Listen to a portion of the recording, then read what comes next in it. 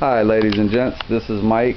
2003 Mazda 3. I was getting a code P0126 and P0128. This is one of the vehicles that me and my partner picked up from the auction. Beautiful little 2004 Mazda 3.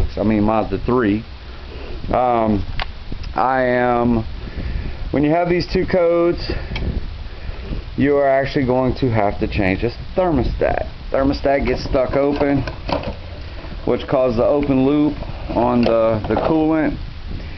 It never gets warm enough, so it kicks off a code. This is your new thermostat. It's a Duralast. Yeah, I know. I'm not looking for super good parts here. I'm not going to pay Mazda arm and leg for theirs. But this is the part you actually need. At AutoZone, it comes with your rubber gasket right here, already put inside the thermostat. It comes with the housing.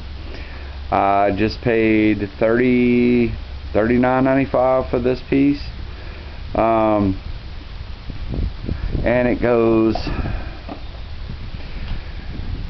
right here. It's right here behind this pulley, and actually once I remove this pulley, I've already taken the belt off, which all you do is you take your wrench, you push this way, it loosens this tensioner, and you're able to slide your belt off the side of it. Then you loosen 3 bolts. You have 1 at the top, 2 at the bottom. Very easy to get to. This vehicle, I was unaware when we picked it up that it was actually missing the lower cover, the lower plastic cover, but this is what your tensioner looks like when you take it out. Whoops. And now we should have great access to that thermostat. There we go, right there. Not actually going to be able to film this once I do everything, but I still have to drain my radiator. Coolant level's a little low, but it's not enough to kick off any type of check engine light. It's just right between minimum and maximum. So now I need to drain my coolant out of my radiator, which my nipple's going to be on that end of my radiator on the driver's side. Once I drain my coolant, then I remove these 2 hoses, the lower and top radiator hoses. Then I'll be able to remove my thermostat out and reinstall the new one. Fill it back up with 50/50 antifreeze, and that should be pretty much it. I'm going to actually put another part to this video on and let you guys know if it was very difficult or if it was actually as easy as I'm thinking it's going to be. Alright, now that we have the thermostat out, you see the thermostat is removed. Honestly, it's not hard at all. The hardest part was getting the upper hose, this upper hose off. It was pretty seized on there, but that's where PB Blaster comes in. Spray it on the hose, it saturates, it lubes it, and it slid pretty easily off afterwards. Another decently tricky part was getting an extension in here to get to these bolts, but all I did, a perfect length, was 2 of these 2-inch extensions hooked to one another, and it's going to be an 8mm on the bolts that hold the water pump on. And you're looking at this size right here. Oh no. Okay. Look at this size, which is about 1 inch. So if you do have your drain pan under the vehicle while you're taking the thermostat off, you can look to unscrew these about 1 inch, and then you have to worry about them dropping into your drain pan. Make sure you grab them so they're not dropping your drain pan. It's a pain in the butt to get them back out of the drain pan. I did not do this, but I was thinking about it the whole time. And also, your best bet is just to go ahead and unhook your lower radiator hose from the radiator to drain your radiator fluid, because I've noticed that that plug is not as easy to turn and get out as I thought it would be. So I gave up because I didn't want to cause a leak at the bottom of the radiator if I broke that little plastic plug. Horrible design, by the way, Mazda. So I gave up and I just went ahead and unhooked the lower radiator hose to let everything drain down. it did make way more of a mess than what I anticipated, because it was going under the motor and it was draining down the bottom of the radiator, and my pan's just not big enough to catch everywhere it was dripping. But that's it. Pretty much all I have to do is reinstall everything and fill her back up with 50/50 and some water, and that's a go. Now this is the OEM on this side here. This is the aftermarket on this side. Now the OEM doesn't look bad. I mean, it doesn't look bad or anything, but I've never had this problem before, so wish me luck. I mean, I'm going to install the new part. I'm going to put everything back together. I'm going to delete the code, and I'm going to drive it for a little bit and see if the code returns. I really can't see anything wrong with this OEM thermostat. It's not stuck. I mean, it looks like it's sealing good and everything, but looks can be deceiving.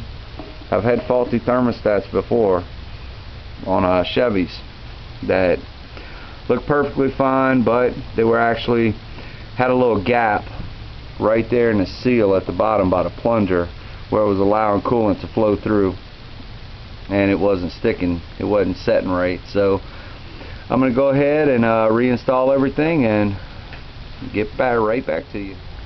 Alright folks, what we want to do now, I put everything back together.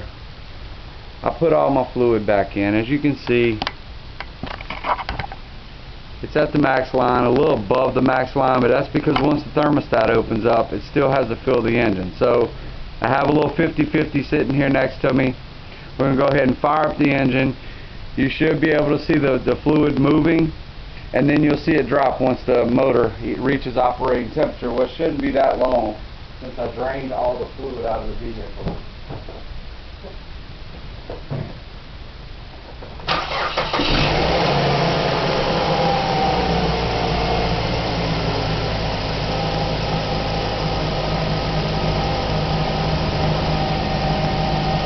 You need to do this before you go taking off down the street in your vehicle. Make sure that there's no air bubbles popping up in the lines. Leave your radiator cap off so it doesn't build pressure while you're doing this. Also, if any air comes up to the top, it will be able to flow out. At this time, you would also check to make sure there's no leaks on any of your work that you've done, where you put your clamps back on your hoses and everything. You want to check and make sure that it's not leaking from there before you leave your home and go somewhere and find out you have a leak. It'd be better to fix it now so you can kill your car, let it cool off again, which shouldn't take very long because you went nowhere, and then you can see what's going on. Now, this is probably going to take a while for this thermostat to open up. Okay, so what I want to let you know, and I forgot to say, tips and tricks, when you put your belt back on, climb under the vehicle and make sure that your belt is on your alternator properly, that it's on your crank properly. Make sure you're not a tooth over. A couple times people have a wobble in their engine and everything, come to me like, Mike, I don't know what's wrong. I think my harmonic balance is bad. All I did was put a new belt on the car. They didn't actually line up all the teeth on the bottom of the crank pulley, so the belt was only grabbing maybe 2 lines instead of all 5. I fixed it over. No more wobble in the motor or anything. Also, I'm not sure if you can see it, and I have this on my tripod, and I want to make sure I don't catch my fingers with that belt. There's a plug right there at the end of my finger that you want to pull off of the little metal that's attached to you. It's just a clip that holds it in there. It's a clip just like this one here. Just like this one here. And all you do is push it through. You can push it through and then just take that little clip off. It's going to make your life a lot easier. Take the whole clip off. Don't unplug it or anything. Just slide it out of the metal housing where it is. Oh, I'm still getting bubbles right here, so just seeing a bubble pop up. So anyway, to make this short, I'm just going to go ahead. I mean, this is pretty self-explanatory. You just want to make sure that when your fluid drops, you actually add more fluid and put it back up to the max line once your thermostat opens at running temperature. Then also, of course, you want to check for any leaks under the vehicle. Make sure nothing's leaking before you go taking off. In fact, I'm about to take it for a test drive, and I have to go to AutoZone. I'm probably the only mechanic in the world that doesn't have an OBD2 scan tool to clear the code. And on the Mazda models, I know the Mazda 6, the Mazda 3 for sure, you have to have a scan tool to clear the codes. If you just disconnect your battery, the check engine light may or may not go off, but the code is still stored in your ECU. So if you go to get an inspection sticker, it will pop back up. Alright, we're back, and I deleted the OBD2 code that was coming up, and took it for a little ride, and no check engine light. Temperature staying right in the center where it should be. Cooling fans kicking off and on as it should. In fact, she before she had a little vibration and she was having trouble shifting to different gears and everything. Now that the code is erased and I drove her, she's idling perfectly smooth. Even in gear, before that was the problem. She'd idle great, and then you put her in gear, she'd vibrate real bad, and then you'd have problems shifting gears. It didn't know what gear to go into. Now, purring like a kitten, shifting perfectly fine.